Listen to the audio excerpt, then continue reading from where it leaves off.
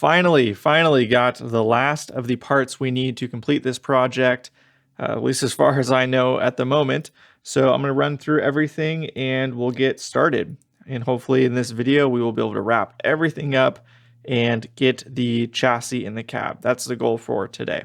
So first up, I got a bunch of awesome parts from a viewer of the channel. Shout out to you, Matt. You are awesome. Thank you again for helping me troubleshoot the bias issue the other day.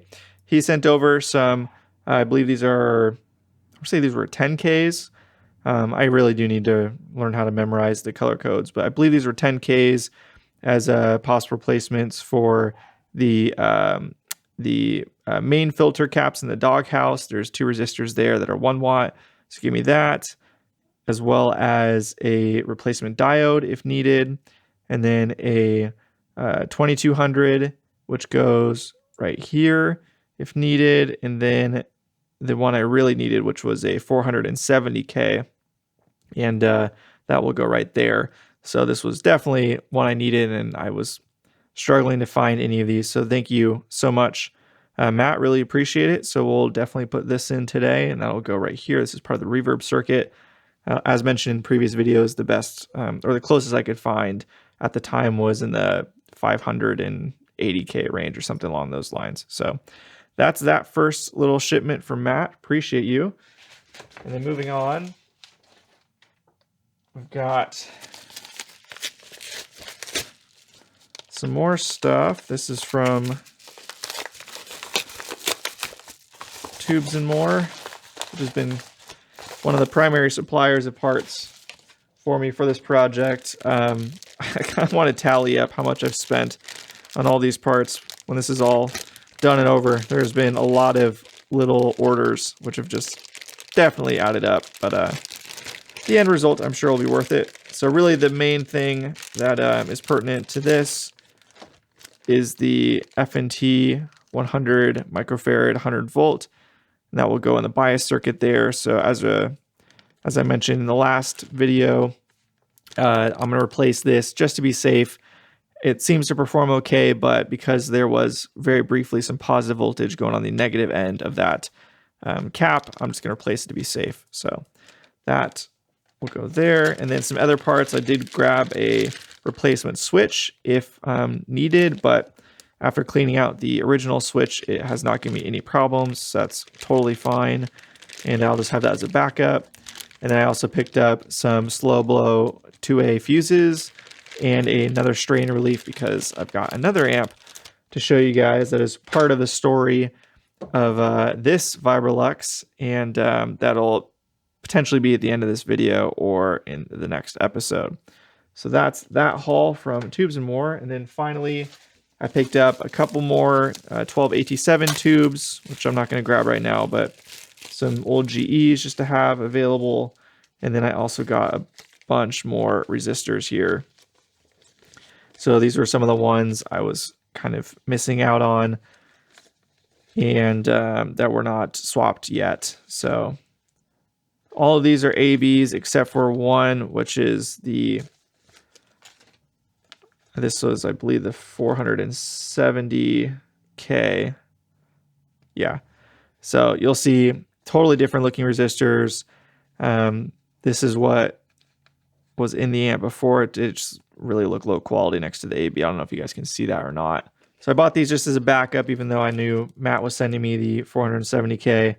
But you can see there's the AB, Allen Bradley, and then whatever this is, I'm not really sure, but pretty clearly just a totally different level visually. I mean, this looks very cheap in comparison to this. So yeah, we'll be putting this in. This was a gold band, but I already did the silver Sharpie trick on that. So these will be just kind of a backup. I'm just going to quickly breeze through these, removing the 5th band, do the Sharpie trick if needed, and then we can bust out the soldering iron. So let's go ahead and do that now.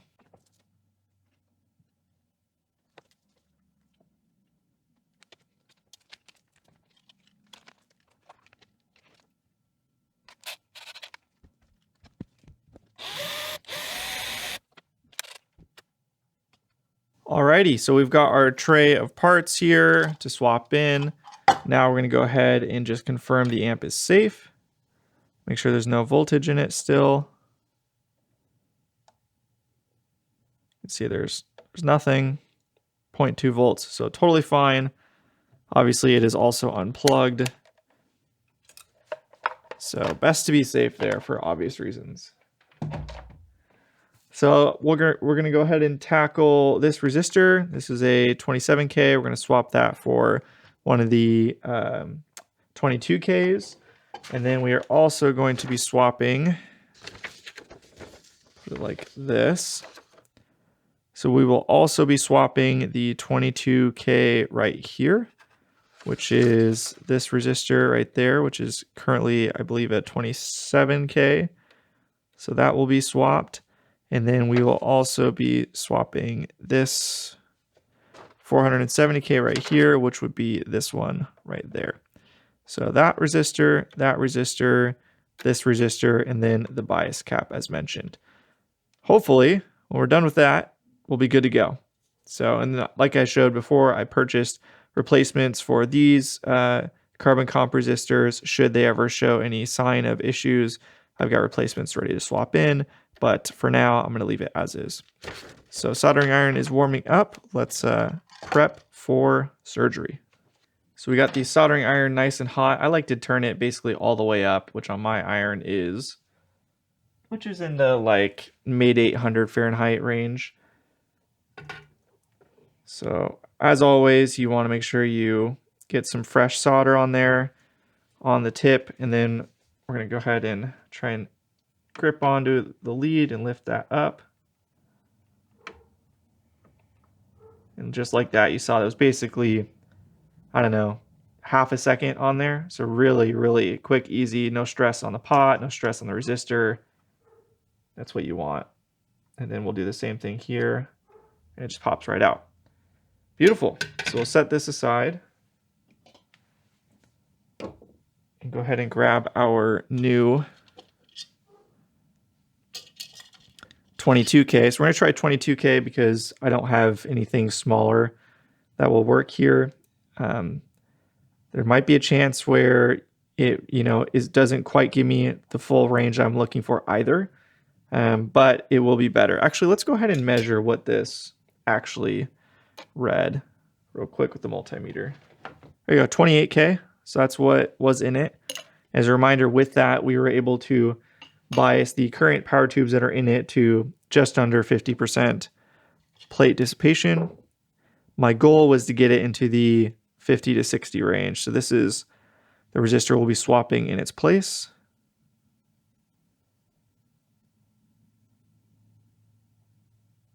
And this one measures 20. So a good bit less. Hopefully that will be enough to get us closer to that 60% range, but we will see.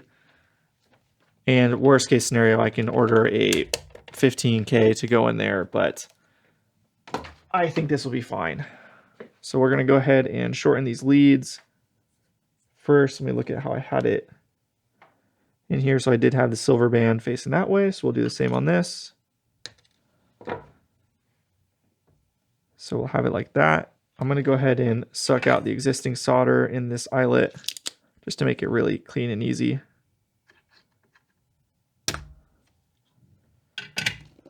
Perfect. Now we can go ahead and put this in just to mock up. So we'll have it like this, and that like that. And then we will cut the leads once we solder it in, but I'm going to go ahead and get this ground side in there. So I'm just going to leave a mark with my fingernail roughly where I want to cut the lead. Now, actually, what I'm going to do is I'm going to do this end first so that I'll hold it in place so that this will stay when I solder that side. I could probably do the opposite as well, but I think this might be easier. So again, we will add fresh solder to the tip, and we'll flow that here. Just like that. And then we have excess on the end, so we will just go ahead and clip that when we're done. But now you'll see that this is placed basically perfectly to get it soldered onto the back of the pot. So same process. Want to add a good amount of solder onto the tip, and then we'll add some fresh solder on this just to kind of get it flowing. And then we'll just hold it down.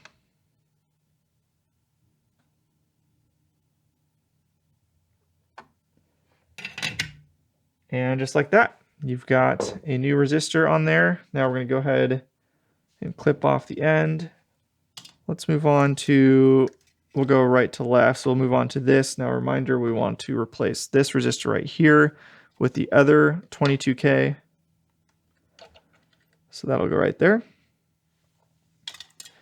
Now this will be a bit tricky because there's so many leads in this. So the best way to do this, I'm going to guess, I'm going to try and lift up this 100 ohm.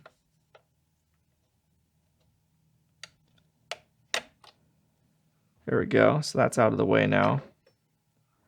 Honestly, I might redo this 100 ohm. I haven't decided yet. I don't really love the way it came out. It's really hard to do that kind of bend on the end trick, but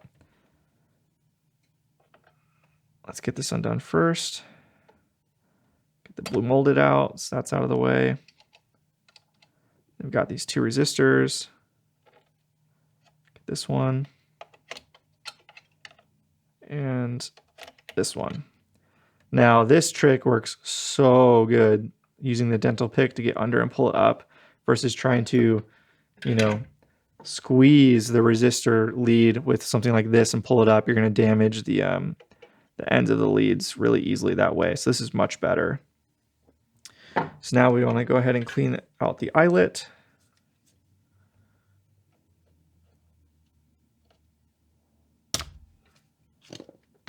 Perfect.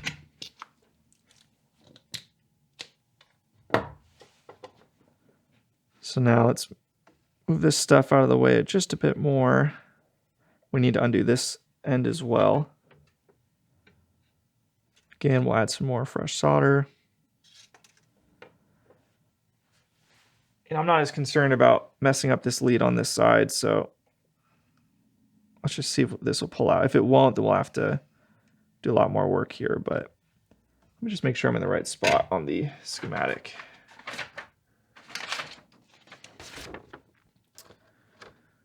Yep, the 22K, which goes to the 1 meg, 470, and 1 meg, which are those three. So yep, that's the right spot.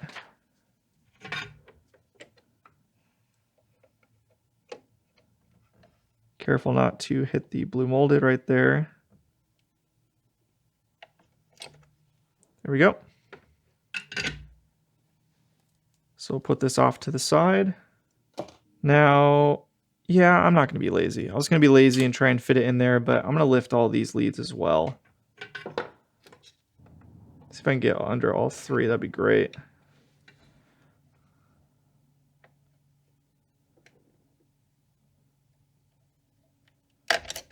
There we go. That might be a pain undoing those from each other, but we can clean out the socket now, or this eyelet. A lot of solder in that one.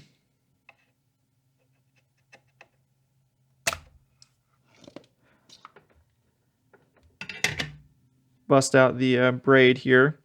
Now, I don't know the best way to use the braid yet. I'm still learning, but adding again some more solder. And then in this case, I just kind of try and shove it down into the eyelet. When I can see solder deep in there, and it seems to just kind of suck it out.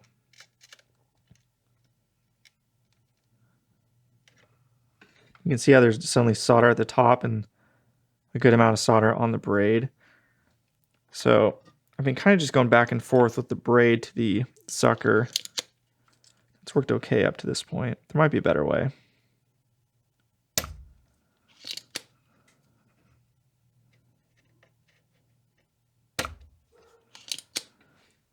But that looks like a pretty clean eyelet to me now, so that looks good. So we will grab our 22K right here.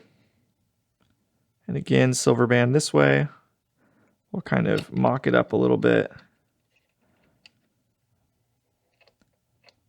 So we kind of start putting stuff back into the sockets here, the eyelets, excuse me.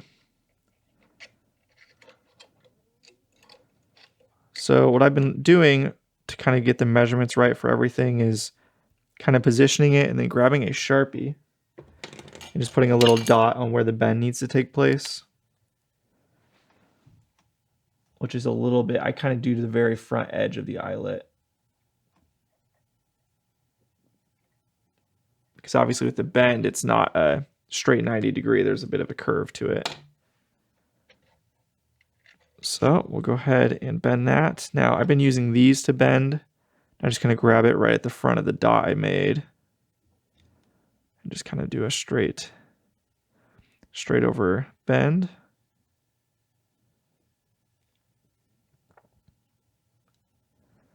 So let's go ahead and check our work. See if that'll work. That should work okay. There we go. So we can go ahead and start mocking stuff up. I might have to cut these leads a bit shorter, but we'll start there.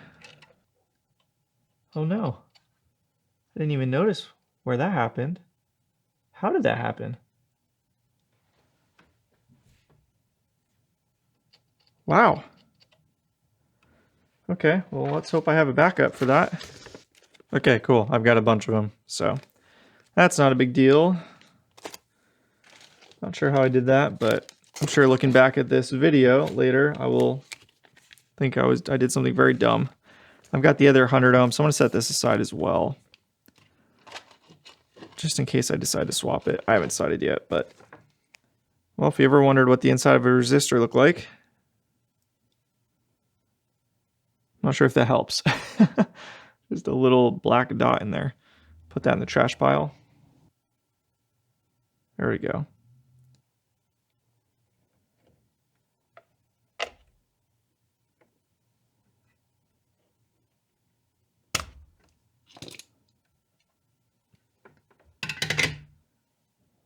All right, so I got everything friction fit right now.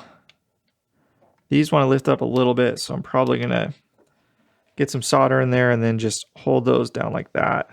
Actually, that seemed to keep it in. I think we'll do these three first.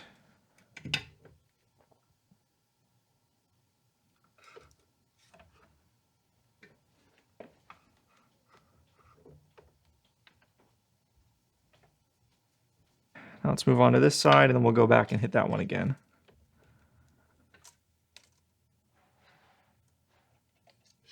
Now, the hard part with these eyelets that are jam-packed is that it's hard to make connection with the eyelet itself to heat it up.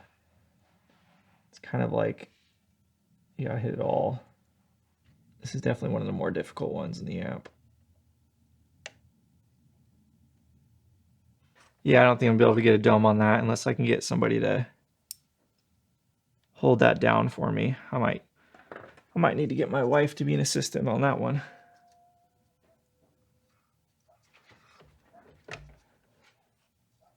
So it looked like this 100 ohm lifted when I put this in. So let's see if we can get that in further.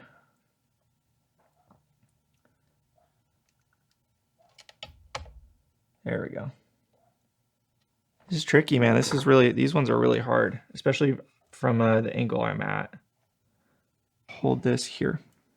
Oh, to hold it down? Yeah. Oh, okay. So just put pressure. Try not to slip. So you can't use this hand though, because I need to get in here from this side. So you're just trying to put weight on those three back there. Okay.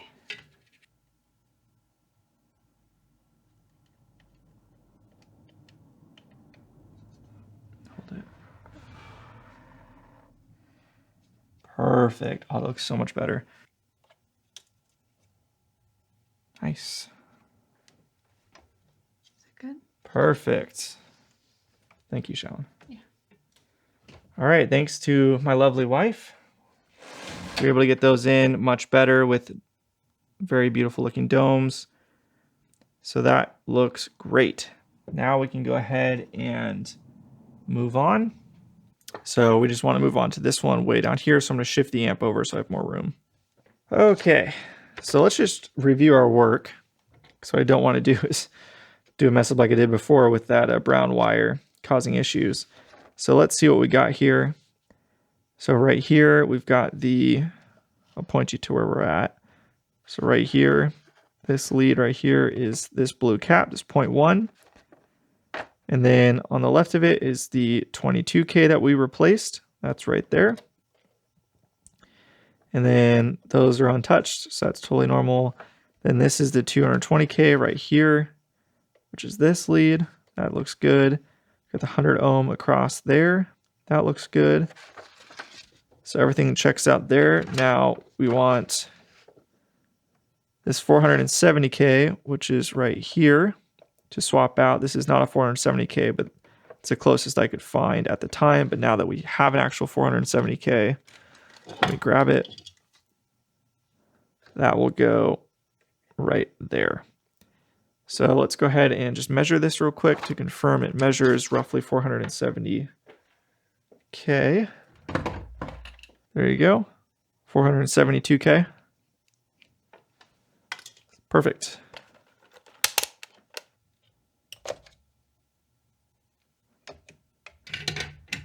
Now the real test is going to be fitting it back in there without removing everything. Not a lot of room to work with there. So we got this, we're going to put it that way. So let's cut one end a little bit because we don't need it that long. So we want it like that roughly. Let's grab our Sharpie. Looks good. So let's shorten this end and let's see if we can just poke this sucker right in on this side. I'm going to rebend this straight just so I can get a bit more of a grip on it. Let's see if we can pop this in or not. All right, there we go. That fit in pretty good. Better than I was expecting, to be honest. So let's go ahead and clear this one out. We could probably get to fit, actually. All right, I'm just gonna have to add solder, hold it down with the soldering iron, and switch.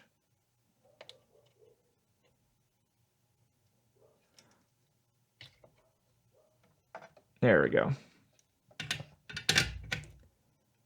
That worked out much better. We got our dome. The pursuit of the dome is gonna be the death of me. Brilliant. So we got that in there. So to recap, what have we done? We have swapped the resistor here for a 22K instead of the 27K to get a better bias range. We swapped the 22K here. That was a 27K. And then we swapped in a 470K where a 580K was, roughly. Thus concludes all of the work inside the amp. I'm pretty confident. Oh, how could I forget? The bias cap. So I can't see it right now, which is why I forgot about it. So we're going to have to flip the amp around the other way and tackle that real quick, but that should be pretty quick and easy. Okay, so we've got our F&T bias cap here to replace the F&T bias cap.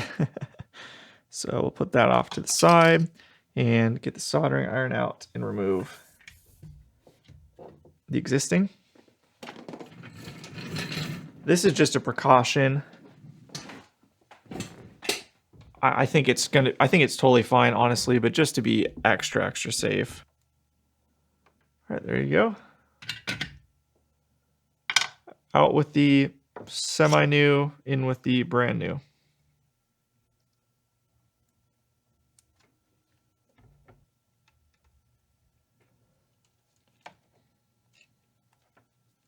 So the best method I've found for doing the dome so far is you get the first initial connection where it's nice and really solid, and then after that's done, it just kind of looks flat.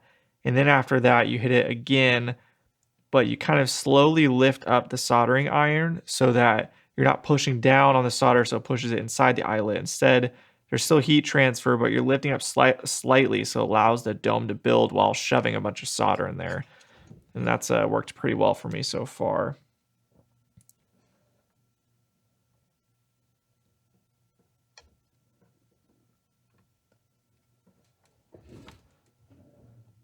Like those both look pretty good to me. Okay, so now we get to go ahead and fire it up and see how the bias is. So that'll be kind of the first thing we do. Confirm we get power and check the bias. Let's turn the soldering iron off and gear up for that with the multimeters. So we've got the multimeter set up. We've got this obviously grounded on chassis, this on the middle wiper of the bias pot, and I've got the amp in standby with no power tubes in it. So we're gonna go ahead and turn it on with the variac and see what kind of negative bias voltage we are getting after swapping the resistor, and then obviously putting in the new 100 microfarad 100 volt bias cap on. We've got the amp in standby. Always forget, standby is actually down on this amp. Let's bring the voltage up, wall voltage to 120. There we go, so now at 120. So we're getting negative 40 volts.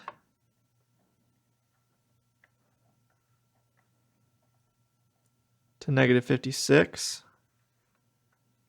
So I believe the range we had before was like negative 43 was the highest, the least negative. So we only gained a tiny little bit, which is unfortunate. I was hoping for more. So even though we went from a 27K to a 22K, we only gained basically 3 volts to the negative voltage, bias voltage. So that's a bit of a bummer, but let's go ahead and check the bias now and see where that puts us. So we'll flip the chassis over and do exactly like we did before with the bias probe and the calculator. Looks like we were getting somewhere in the neighborhood of 419 volts plate voltage and 31 to 34 plate current before. And right now we're at 415 volts with 6L6 GCs, which are 30 watts tubes, according to this, with a plate current of 40. Oh, we dropped to 413. Now that's heating up. So 413, 40, and that puts us, you'll be able to see that, right at 55. So that's really, really close to what I was going for. And that is with it on the max setting. So if I go the other direction just to demonstrate.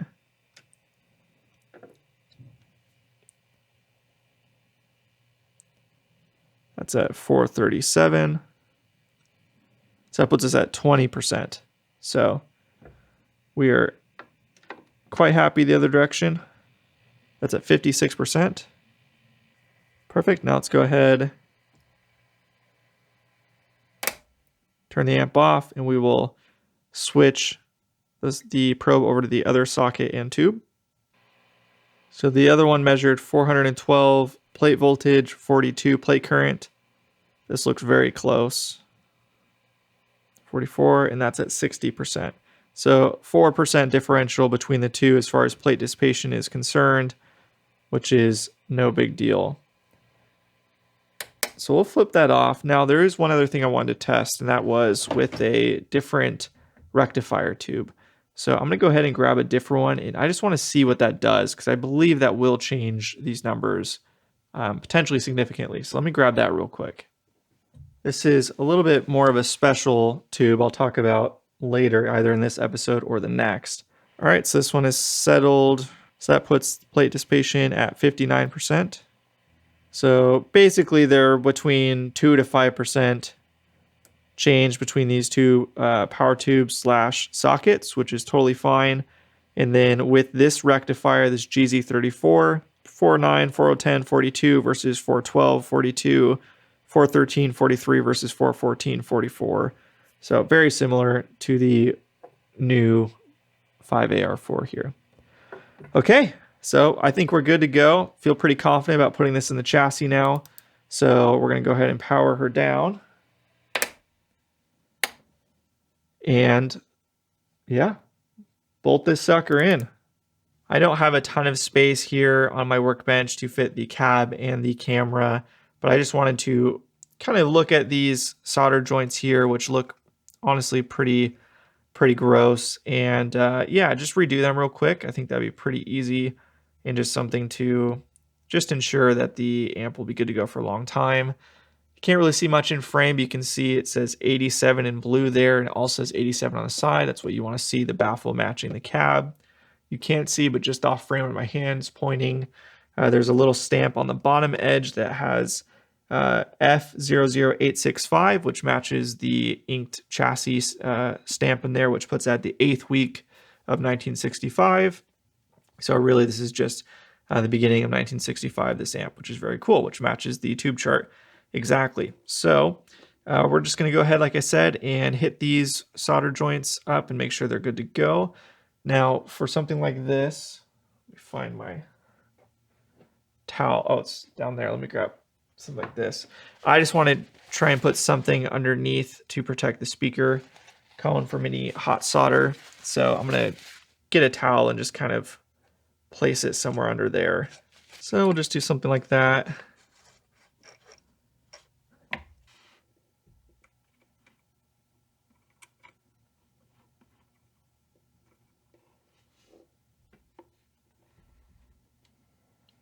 Well, I didn't realize these speakers actually have F00865 on them, which matches the code on the cab here and the chassis code. I didn't realize they actually stamped the speakers with the same code as the amp it came in.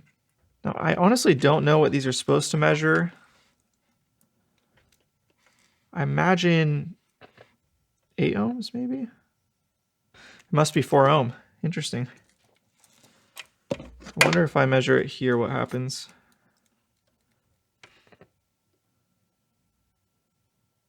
Yeah, that measures 4.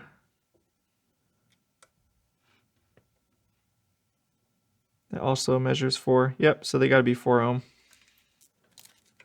So there you go. That is the beautiful chassis.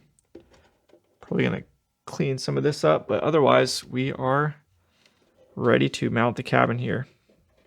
But right here is F00865. And then right here on the speaker is F00865. And then right here is F00865. So all of those match, and then the chassis obviously also says F00865. And then you can hopefully see the blue 87 and the blue 87, and then the shielding on top of the cab. The tube chart is kind of in the dark here, so sorry about that, but you guys have already seen that in other episodes.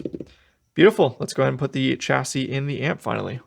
So now that we have the amp all done, I thought it'd be kind of nice to go through and note every single thing we did to the amp, and then depending on what I captured before I started doing the work, maybe I can do some A/B comparisons of showing the before and after, kind of like a extreme makeover kind of concept. So we'll start over on this end and just run through everything that's been done to the amp. So obviously 3-prong cable was added. The bias cap, a new bias cap was added here. New bias resistor was added here. The ground was redone here.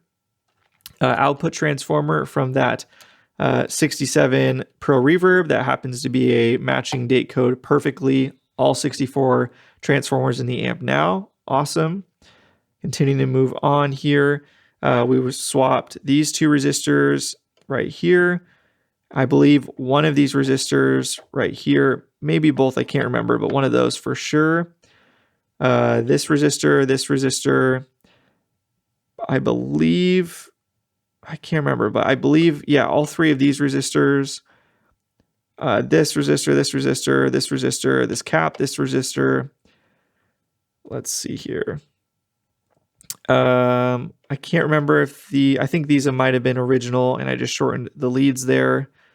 These resistors here, resistors on either side of this filter cap, the 3 resistors right here, this cap, the resistor on this side, and this resistor over here, this filter cap, this cap right here, which was from the Pro Reverb, these 2 blue moldeds, this filter cap, and the resistors on either side of this filter cap. And then also a resistor on the base pot right here. And in the doghouse, which you can't see right now, all of the filter caps in there, as well as the 2 balancing resistors. Let's see, is there anything I'm forgetting? And then, of course, I went through and basically redid every single solder connection and made sure they were all solid, tight, tried to add a dome to basically everything I could, reflowed the connections and all of the tube sockets, all of the connections here. Really, just about everything has been lovingly restored on this amp, and I could not be more pleased with how it came out. I'm just so excited. I'm really proud of the work I put into this. I think it really just came out fantastic, and this amp deserved it. And I'm really, really just excited to have this be a lifelong amp, a lifer. And man, I just can't believe I even own a Vibrolux reverb, let alone, own this and all the work I put into it. I just think it's so cool. So I'm really stoked. Thank you guys so much for watching and sticking around and being a part of this series. I really appreciate it. And thank you to all those that offered some really helpful advice for me along the way. So I think what we're going to do is end here. It's quite late. We'll install the chassis inside the cab tomorrow. And then we will go ahead and reveal one of the surprises I have, go over some tubes, and then we will set the amp up to do a little playing demo. So fingers crossed all of that works out, but that's the plan. Thank you guys so much for watching, and I'll see you in the next one. See ya.